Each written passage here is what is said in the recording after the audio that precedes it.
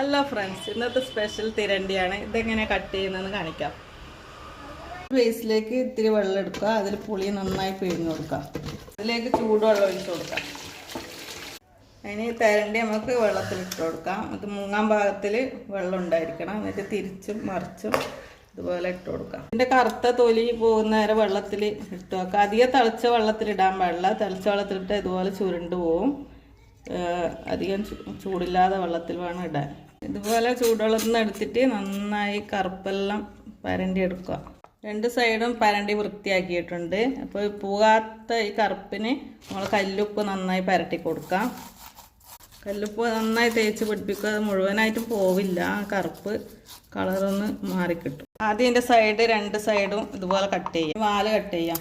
അപ്പോൾ ഇതുപോലെ കട്ട് ചെയ്തെടുക്കാം. രണ്ട് സൈഡ് ഭാഗം ഇതുപോലെ കട്ട് ചെയ്തെടുക്കാം. ഇതിൻ്റെ വേസ്റ്റ് എല്ലാം കളയാം. ഞങ്ങൾ പൊരിക്കാനാണ് ഇത് കട്ട്